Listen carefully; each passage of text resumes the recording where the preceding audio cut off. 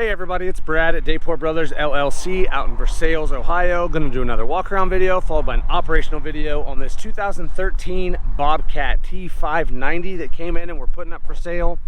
Like always, I'll walk around, I'll talk about the features and functions.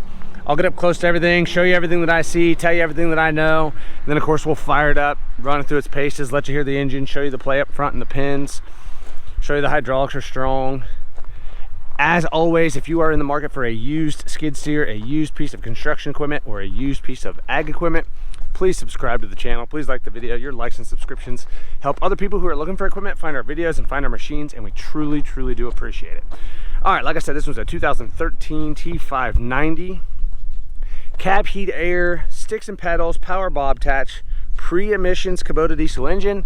Does have the Deluxe Panel. A radio. These are 2,100 pound lift capacity. This one has 3,920 hours. So when we fire it up and do the operational video, you'll see there is some play down here in these pins. The top pins have a little bit of play. The bottom pins have a decent amount of play. You'll see that. And overall, it's a good running machine. It's kind of a little bit on the ugly side. It's got a lot of paint peeled off. It's a good candidate. It could be sanded down and have a really nice paint job done. We're kind of pricing it that way, that it's a little on the ugly side, but seems to have good bones. Hydraulics are strong, the engine sounds good. Obviously these pre-emissions Kubota engines will run for a long time. It tracks good and straight, it turns strong to both directions, it pushes strong into the gravel pile. As you'll see here as I come around, like I said, there's paint peeling around the edges, some scratches. It's got some cement splattered up on the front. Not fancy by any stretch of the imagination, but like I said, does run good and the hydraulics are nice and strong. Kind of looking at this track, I'm gonna say this track's at least, I'm gonna say 60%. I think I'm being pretty fair there. It's got a few little nicks in the tread bars, nothing out of the ordinary for a track machine. Pretty deep tread bars. Sprockets are good, definitely life left in those sprockets as well. As you see back here, some paint peeling started around the corners. They're kind of notorious for it, and does have some surface rust underneath there where the paint has peeled off. Like I said, it could be sanded down and get a good paint job and you'd have a decent looking machine. Again, back here where these always start peeling, it's peeled and started peeling back.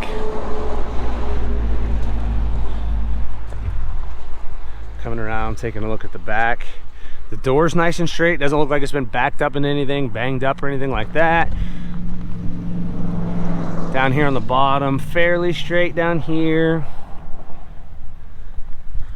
Up here, this top screen's pretty straight, kind of some paint peeling off right here and just some surface rust. Again, just same thing up here, that white paint's peeled and flaked off. This side matches up pretty well to the other side. Looks very similar again. Paint peeling off, chipping off, and then surface rust down below. Same thing here where they all start chipping.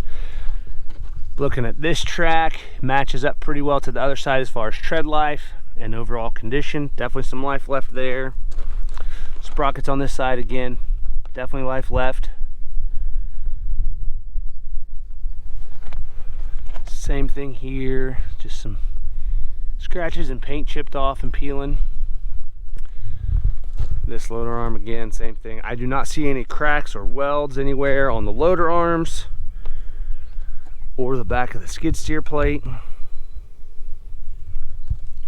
Take a look at the bucket.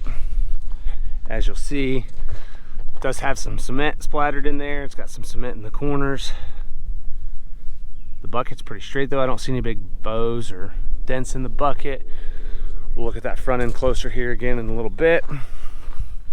Come back here and take a look at the engine compartment.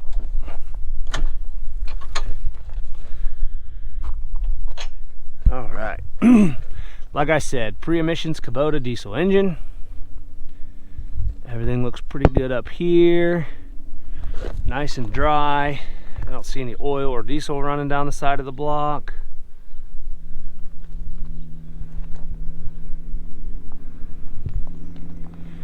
You're seeing this one in its everyday work clothes. This is exactly how it came into us. And like I said, once we get into the operational video, you'll see that it starts up good. Engine sounds good. Hydraulics are strong. Come up here and take a look at the front. Like I said, cement splattered up here on both arms and in the front and center. Some there on that cylinder, on that step, that front arm. Glass is good.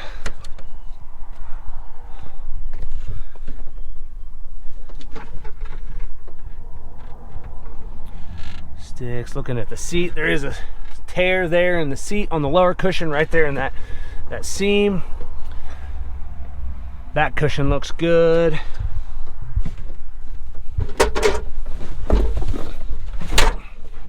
There's no shock on that door. Everything looks pretty good on this handle here. Those rubber pieces down here are peeled off. Same thing over here. Some of them are peeled off on this side, but the top of the stick, everything looks good on the buttons, triggers, horn works. Everything looks good there. Deluxe panel, like I said. 39.21 on ours, so it was 39.20. We've run around a little bit here, making sure that everything was working like it's supposed to, so we put about an hour on it. AC was blowing cold at the time of this video. Seems to be doing everything it's supposed to do. Power Bobtach button there. I know it's a little hard to see with the shade in here. Like I said, I don't see any welding anywhere down there. Top of these cylinders both look good.